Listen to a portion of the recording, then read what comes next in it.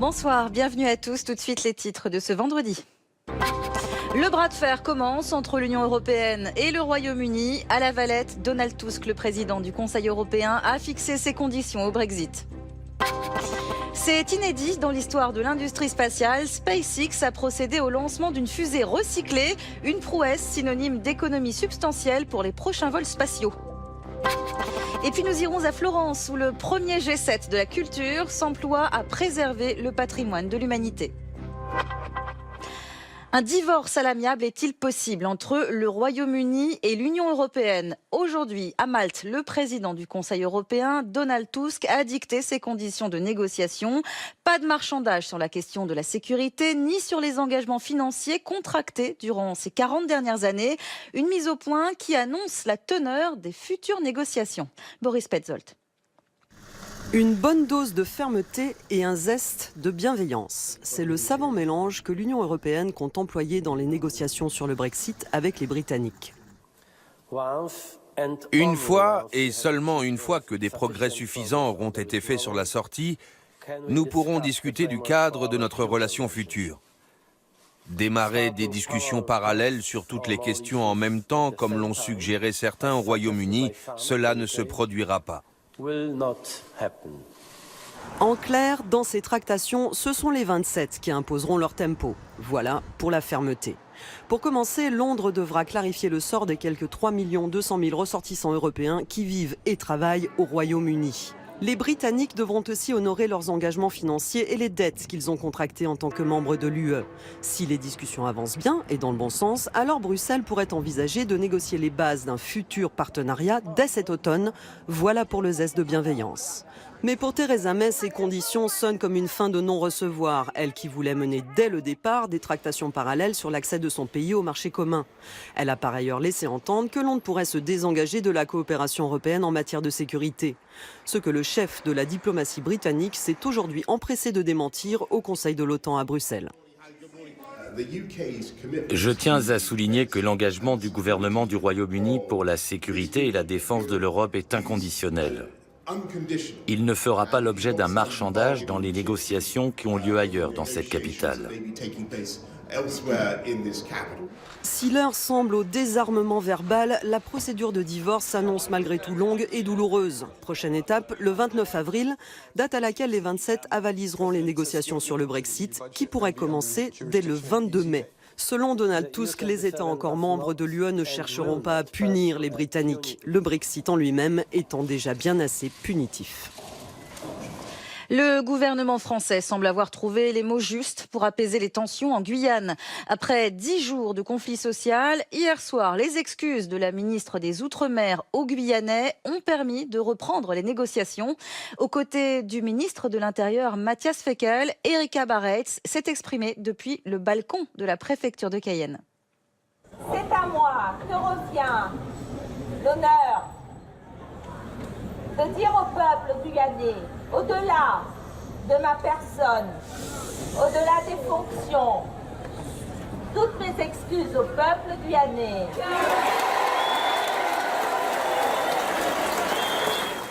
Et pendant que l'exécutif tente de trouver une issue à cette crise en Guyane, la communauté française de Chine est appelée à la plus grande vigilance suite à la violente agression à l'arme blanche d'un Français à Shanghai il y a 2 jours. L'ambassade de France n'établit toutefois aucun lien avec la mort d'un père de famille chinois tué dimanche dernier à Paris par un policier français. Une affaire qui survient dans un contexte de tension avec la communauté asiatique qui s'estime insuffisamment protégée. L'éclairage de Marina Mekawi. La mobilisation ne faiblit pas en faveur de Liu Xiaoyou. Ce père de famille chinois a été tué dimanche à Paris par un policier dans des circonstances controversées. Pour la 4e nuit consécutive, plusieurs centaines de personnes se sont rassemblées dans la capitale pour réclamer dans le calme justice. Face à un tel incident malheureux, nous comptons sur la justice pour faire apparaître la vérité. La mort de Li Xiaoyou, abattu à son domicile, a été suivie en début de semaine de rassemblements émaillés d'échauffourées. Colère des Chinois ou instrumentalisation? La Direction générale de la sécurité intérieure s'inquiète de l'infiltration de réseaux mafieux chinois dans le mouvement de protestation. Lundi et mardi, une 50aine de personnes ont été interpellées. Plusieurs d'entre elles sont connues détenu des services de police pour des affaires de jeux clandestins et de proxénétisme.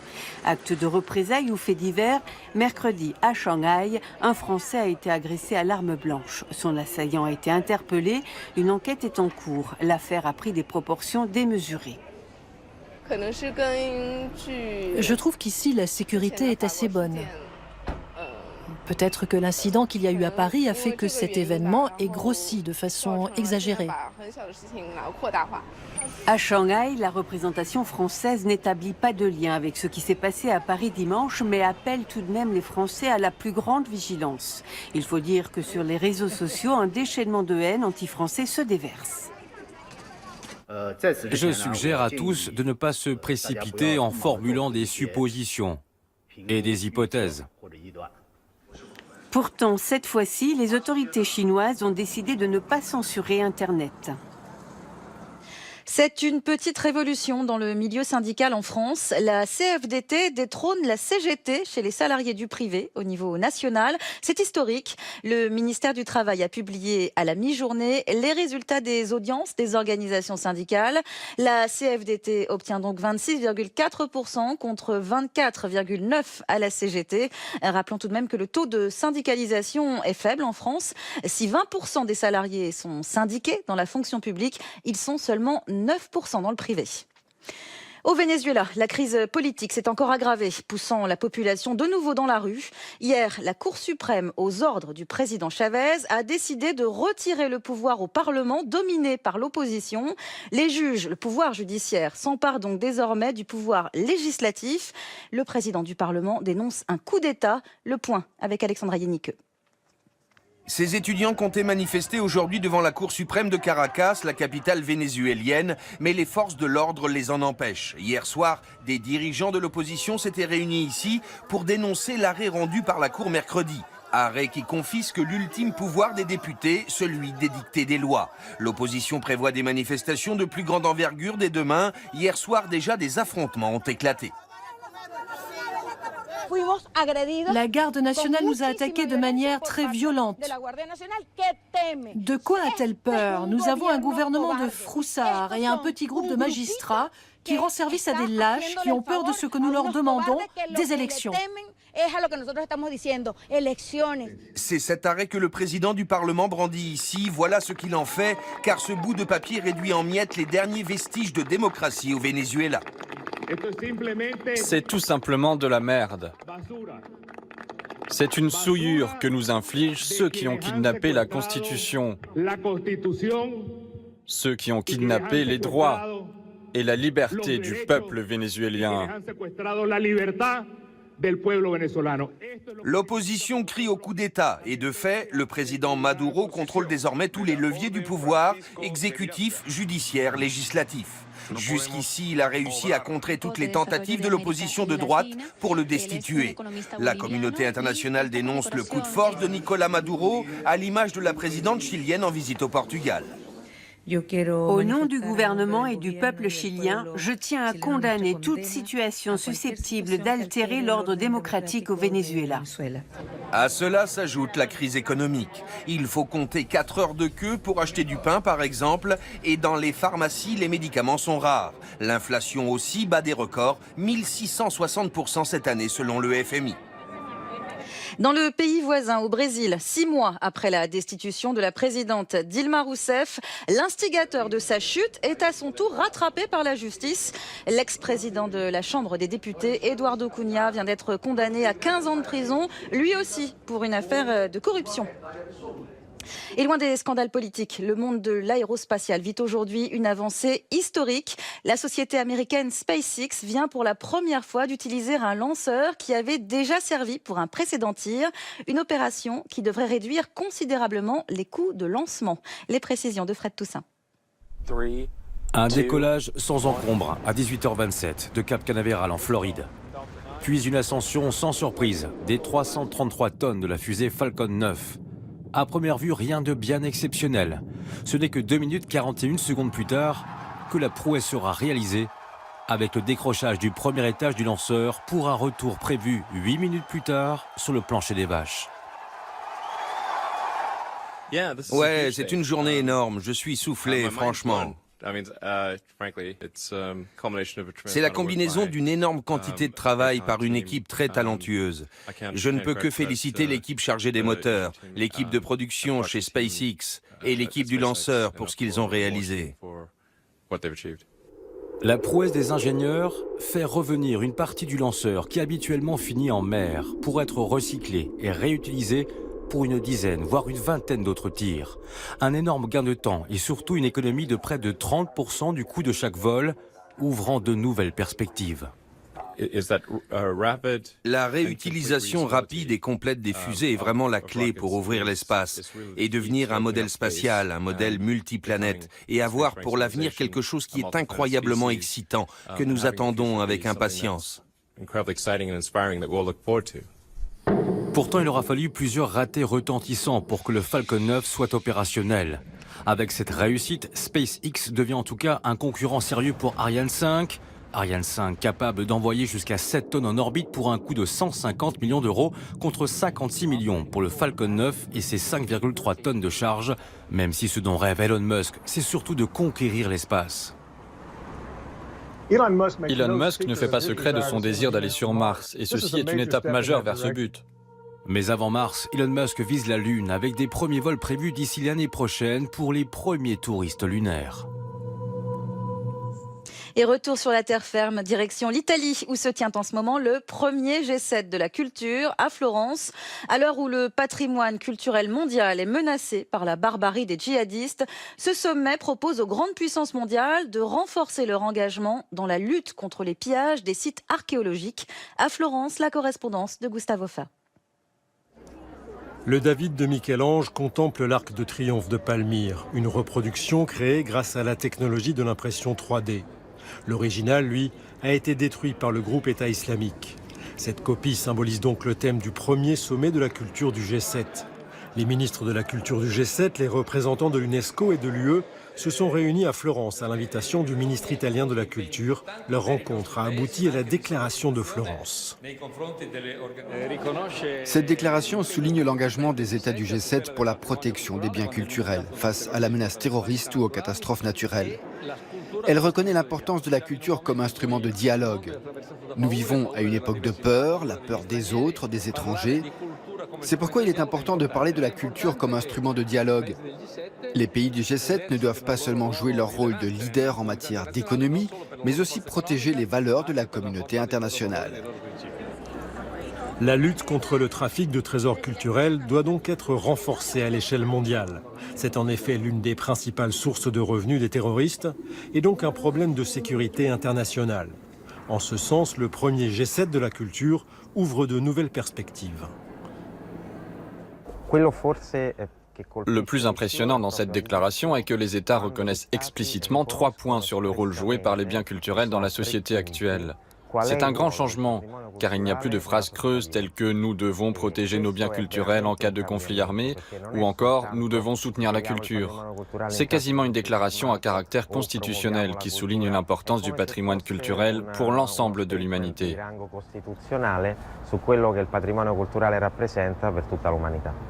Protection de biens culturels, lutte contre le commerce illégal et sensibilisation de la population au moyen de programmes de formation, le sommet du G7 réuni dans la ville berceau de la Renaissance accorde pour la première fois à la culture la place qui lui revient. Nous sommes aujourd'hui le 31 mars, journée internationale de visibilité trans. Depuis 2010, c'est l'occasion d'informer et de balayer les tabous concernant les transgenres à l'heure où certains pays, certains États américains en font des citoyens de seconde zone, voire des parias.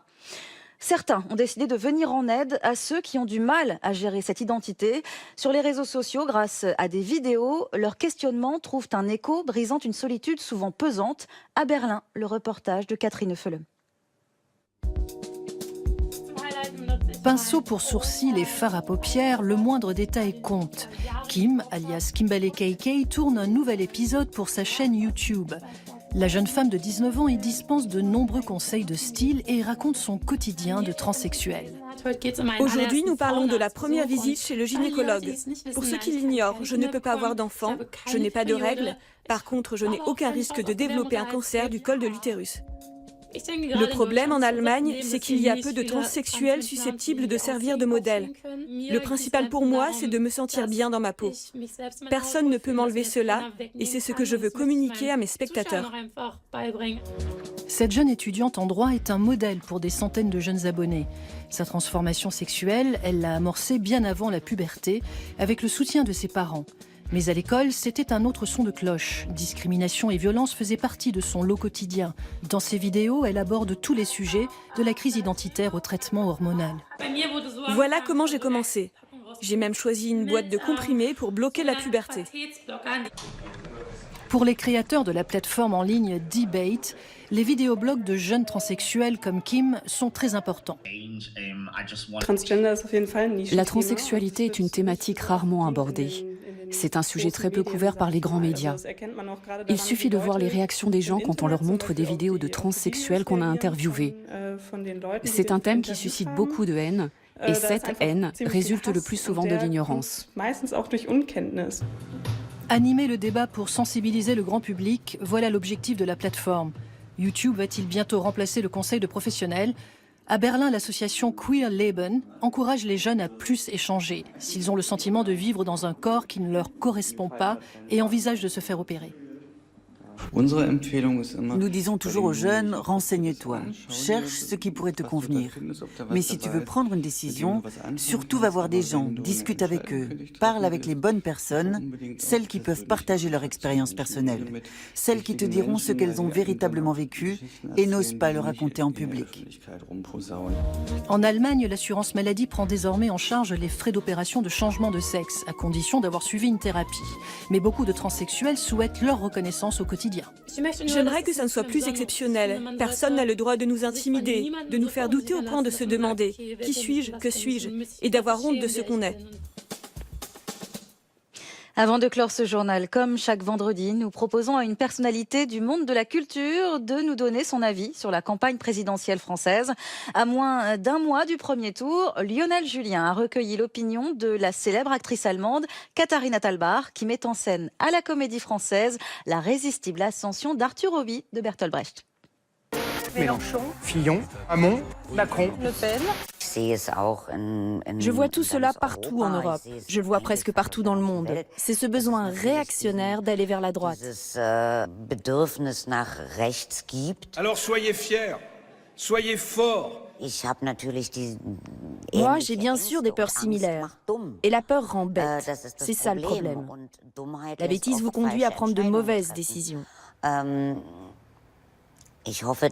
J'espère qu'à la fin, on n'aura pas des résultats et des choix qui vont rendre notre monde plus petit et plus rance, plus laid.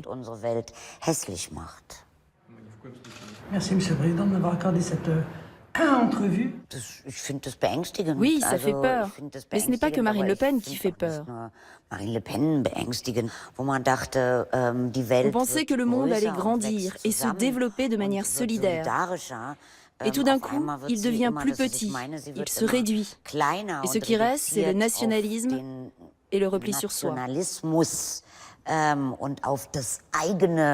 L'alternance entre l'impuissance et l'efficacité, entre le monde d'hier et le siècle nouveau.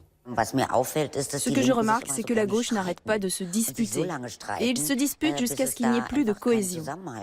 Et on ne peut plus voter pour eux à la fin. Et ça, je trouve ça assez perturbant. J'ai marché avec vous mon chemin, sans céder jamais à rien. Je regrette, un certain caractère l'empêche d'être plus utile à la gauche qu'il ne pourrait l'être en réalité. Et ce que je sais, c'est que heureusement, nous vivons encore dans une démocratie. Et je ne désespère pas.